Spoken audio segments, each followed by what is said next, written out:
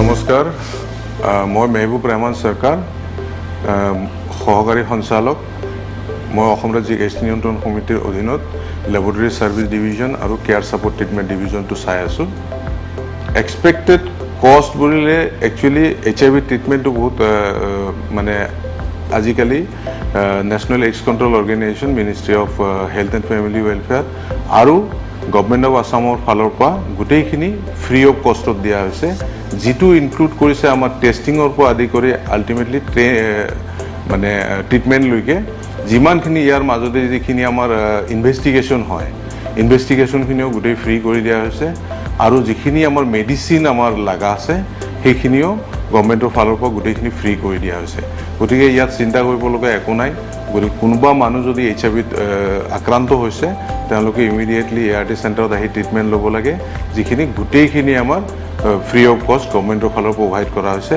লগতে আমাৰ কিছুমান ষ্টেট গভৰ্নমেন্টৰ ফালৰ পৰা আমাৰ কিছুমান স্কিম আছে যেনেকুৱা পেশেন্টৰ অহা যোৱা খৰচটো আমাৰ ART চেণ্টাৰৰ ফালৰ পৰা প্ৰভাইড কৰা হয় যেটো ষ্টেট গভৰ্নমেন্টে আমাক এটো স্কিমটো আমাক প্ৰভাইড কৰিছে গতিকে তেওঁলোকে ART চেণ্টাৰলৈকে অহা যোৱাৰ খৰচটো যদি ৰেগুলাৰ আহি থাকিব লগা হয় নৰ্মেলি কি হয় ART চেণ্টাৰত আমাৰ এভৰি মান্থ বা এভৰি 3 মান্থস বা এভৰি 6 মান্থ আমি আহি থাকিব লাগে গতিকে তেনেকুৱা ক্ষেত্ৰত যিখিনি পেশেন্ট জোৰ পৰাই নাহক অসমৰ এইটো মুৰৰ পৰা যিকোনো মুৰৰ পৰাই আহক যতে নাহক যেটো ART চেণ্টাৰতে নাহক তেওঁলোকৰ ট্ৰেভেল ৰিইম্বাৰ্সমেন্টটো হৈ যায়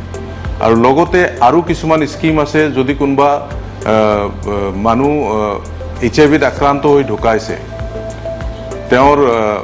বিধবা মানে ওয়াইফে এককালীন 1 লাখ টকাৰ এটা সাহায্য পাই আছে এতিয়ালৈকে আমি